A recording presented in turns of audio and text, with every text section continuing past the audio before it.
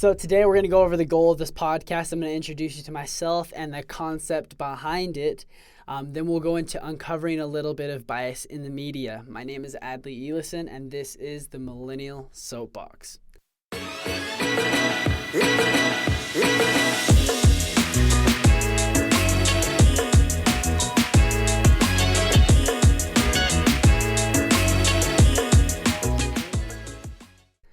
Now, like I said, my name is Adley. I am from a little tiny town in southern Utah called Tokerville. It's a really, really small, old pioneer town. Currently, though, I'm going to Brigham Young University here in Provo, Utah. I'm double majoring in political science and Spanish, and my minor is international strategy and diplomacy. Now, the reason I know Spanish, I served a 2-year LDS mission in Nicaragua in Latin America, which actually prompted me to get into the international diplomacy side of things instead of just domestic policy.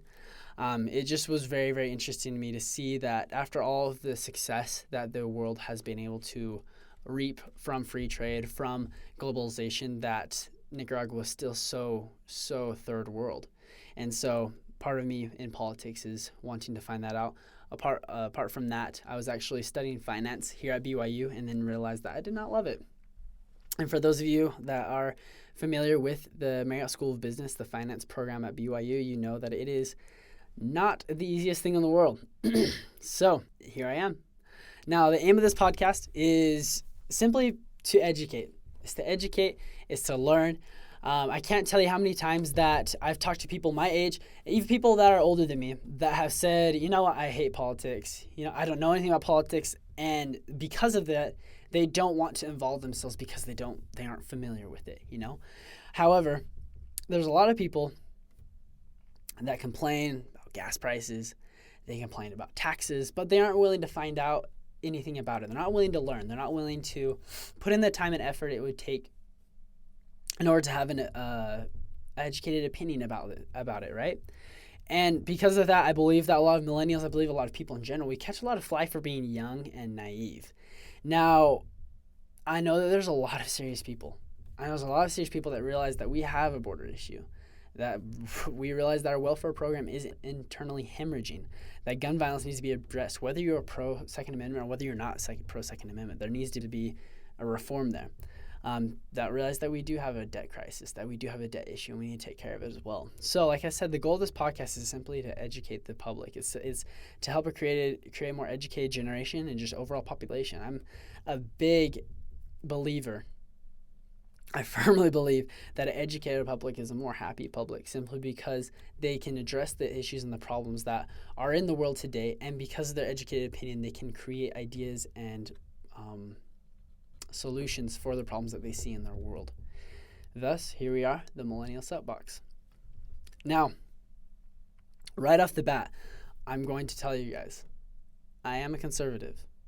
Now, I know that's going to turn a lot of you off. I know that may help a lot of you continue listening, but I want to acknowledge that bias right now because I want to be intellectually honest with you guys. I will call out Republicans just as much as I would call it Democrats if someone does something dumb. And everyone does something dumb, so I'm sure it's going to happen. Now, I was reading this article by David Harsani in the National Review from 2015 on bias. The title is "There's No Such Thing as Unbiased Journalism, so let's stop pretending." So essentially what had happened was back in 2016, as you guys know, we had the 2016 presidential elections. However, in 2015, we were having the process to select who was going to run against the eventual Democratic nominee, Hillary Clinton. Now, there was tons and tons of candidates, Donald Trump being one of them, Ted Cruz from Texas, Marco Rubio from Florida, Jeb Bush, who's also from Texas. There's actually a pretty strong field of candidates.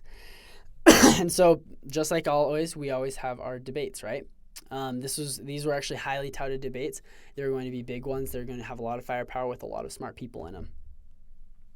Now, in one of these debates, an ABC reporter named George Stephanopoulos, who is actually very, very well known in the journalist community, who also has a claim to be objective, was going to be a moderator for one of these debates in 2016. However, it was found out that he had actually given money to the Clinton Foundation of Bill and Hillary's making, and thus kind of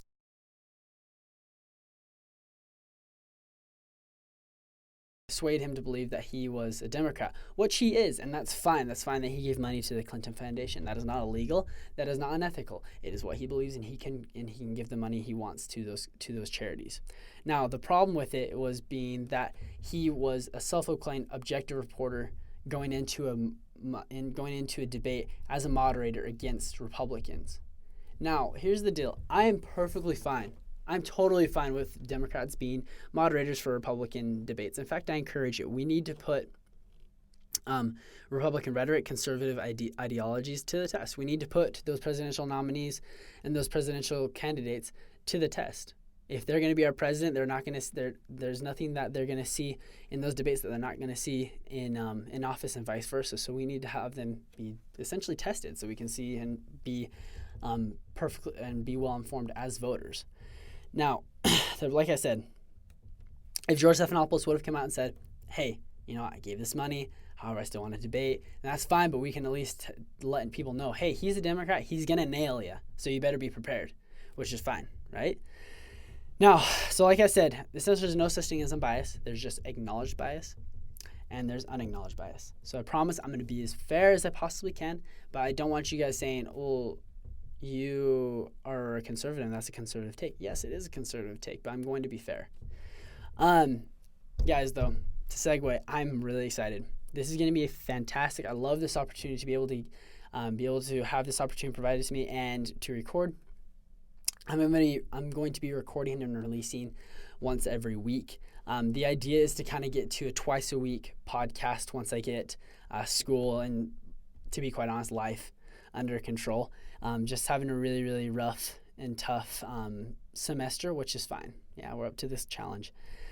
So the idea with these two episodes is one's going to be an analytical episode, one that kind of primarily focuses on things that are happening in the current day, and then one episode that primarily is an interview.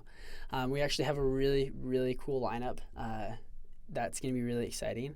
For example, we have members of the BYU Republicans Club, members of the BYU Democrats Club, to talk about different issues that are important to college kids, but also on the national scale as well. We're going to talk to a professor of foreign policy to talk about Trump. We're going to talk about the USMCA, which is essentially NAFTA being reborn. It's just Trump's version of it. We're going to be talking about Chinese relations and also Russian relations. We're going to be talking to a professor of terrorism. We're going to talk about a little bit about the ideas, the mystery behind the strategy of terrorists, the psychology behind them, and also we're going to be talking about the counterterrorism, what the U.S. has done against terrorism, right? I'm going to take this moment to announce that I'm going to be doing a collaboration with one of my really good friends. Her name is Cosette Clark. She is in charge of a YouTube channel called The Salty Circus, which has a couple thousand subscribers over there, so she's done pretty well for herself. Her and I are going to be meeting this Sunday to go over different topics in the format we'd like to cover. However, if you guys have a topic that you think that we should check out, whether it be a social issue, whether it be a fiscal issue, whatever you guys think that we should talk about, you can reach me at Millennial Soapbox Podcast at gmail.com, or you can reach out to me over Facebook, Twitter, and Instagram, and I'm going to take care of you that way also. Some of the topics that we've already received that I will be covering in the show and that her and I will be talking about also. We're going to be talking about the Middle East, why it's so complicated over there, what's going on, Latin American businesses practices, and why Latin America is still third world. We're going to be talking about how effective is banning straws at U California, and what takes more energy, what causes more pollution is coal, natural gas, air power, wind power. We're going to be talking about border security, Mexican-American relations as a whole with illegal immigration. We're going to talk about why Trump is bashed so much. Why is there media bias? Does it polarize people, or is it not as effective as everyone thinks it is? We're going to be talking about, has division between political parties always been so rampant? Short answer, yes. About 150 years ago, there was a guy that almost got beat on the floor by a cane by another gentleman who didn't agree with him politically on the House floor. We're going to be talking about religion and politics. This was actually a really big one here in Utah with Prop 2, with the with marijuana being able to be used medicinally in Utah. We're going to be talking about the presidential election. We're going to be trying to do our best with unbiased information about each political candidate, talking about Trump, what his strategy is against the Democrats, and what the Democrat strategy is against Republicans. We're going to be talking about also demographics and correlation to partisan affiliation, like why does it seem that all the Midwest is all red or Republican, and why is it on the coast and in urban areas everyone is more liberal-minded or blue? And then finally, are there any LGBTQ politicians in politics today? Like I said, really excited about that. If you guys do have any questions or if you guys have any topics, email me at millennialsoapboxpodcast@gmail.com. Excuse me. I'd like to close every episode with a little segment called Fun Facts with Adley. The backstory behind that is, in my friend group, I'm always the one that's trying to keep up politically. I'm always the one that's trying to learn what's going on and just be well informed overall.